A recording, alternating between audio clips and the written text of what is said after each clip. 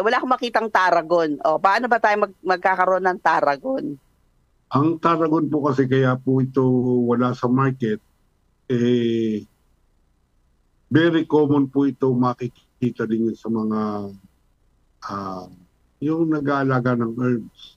Mm-mm. Siguro po, karamihan na nag-aalaga ng herbs, Meron may talaga niyan. Tarragon. Para po bang, kaya po hindi na namamarket is very common. Pwede kayong manghingi sa kapitbahay o ano, Mhm. sa kaibigan. Ganyan. Kaya po, wala na. Okay.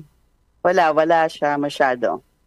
Hmm. Okay. So, ano ba yung buto or cuttings lang talaga? Cuttings lang ang Mm. pag-propagate, kaya napakadali. Mhm. So, paano gagawin? Ah, ang Tarragon po, yun nga po, katulad po nung nasabi ko sa inyo last week, lahat karamihan po ng herbs, tip cuttings lang po. Yung pong dulo lang.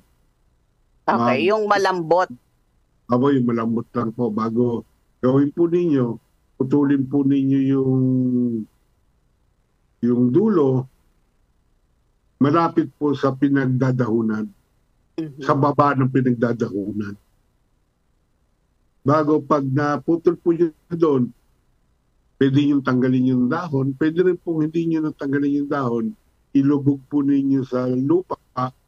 Bago, ang importante po, yung po paglulubugan nyo ng lupa, i-press ninyo ng siksik. Kailangan po siksik na siksik yung lupa doon sa may pag-uugatan.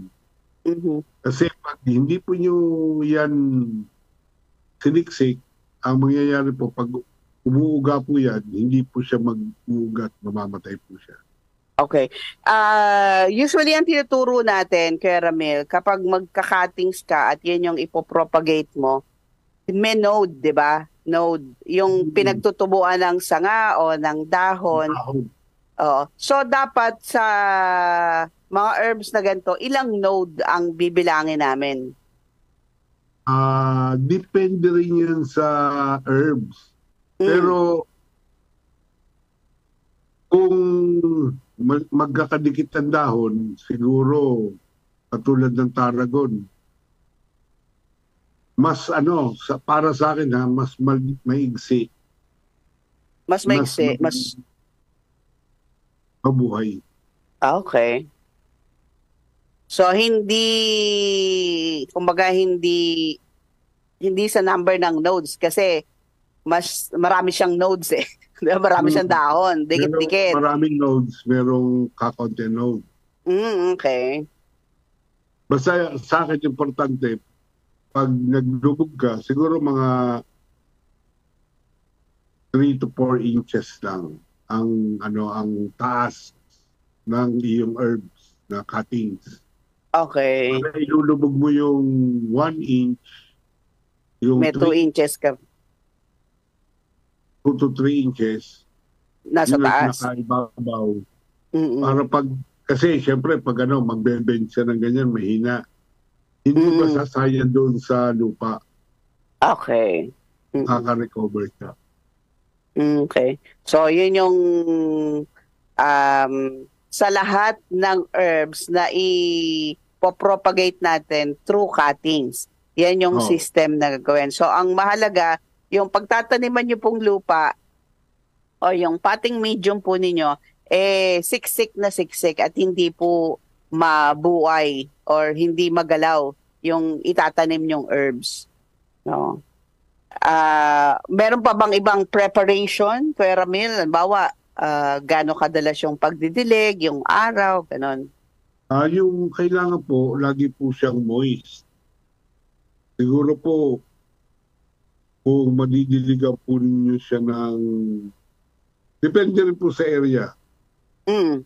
Kung may init po yung area nyo, mga 3 times a day. Kung hindi naman po masyadong natutuyo ang ano nyo, pwedeng twice a day or isang beses lang po sa isang araw.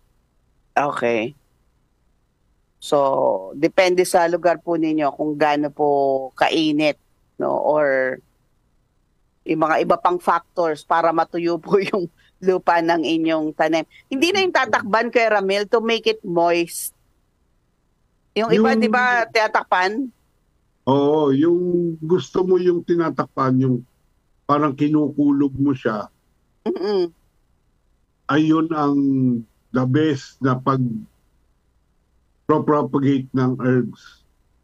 Kasi yun, pag dinagay mo yun doon sa kinukulog mo, hindi mo na siya didiligan.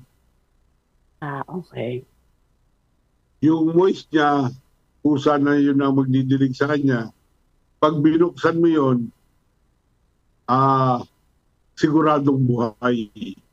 Kaya nga lang, Ah, pag naggawa ka ng ganun, ang importante, pag nagbukas ka yun, dahan-dahan din. Huwag mo siyang bibigay na tanggalin lang sa doon sa pinaka-tunnel mo o kaya mm-mm. sa plastic. Kailangan Okay. pahingahin mo lang siya ng konti, huwag mong tanggalin yung pinaka-ano niya, Yung parang pinaka-cover totally, niya. wag mong tatanggalin. So, Oo, unti-unti. dahan-dahan lang. Okay. Kumbaga, Okay. bibigyan mo ng breather, if may breather siya na ano. Bago ngayon, Mm-mm. medyo buka mo pa ng konti hanggang may labas mo na siya doon sa ano. Dahan-dahan lang. Okay. Para Okay. nagsasyak kasi, nagsasyak. Okay, nasa-shock. Parang nai-stress sila kapag agad-agad tinanggal mo totally yung mga kulob nila. Mm. So, dapat pala Yung, unti-unti. yung pagkulob na yan, kahit na anong herbs, kahit na anong halaman, Mm-mm. pwede mong gawin yung technique na yan. Gawin. Okay. Pero yan ang the best para makabuhay ka ng mga halaman. Na itatransplant mo or pinopagate mo through cuttings. No, yung nilalagyan ng kulob. Hmm. Lagyan ng kulob yung mga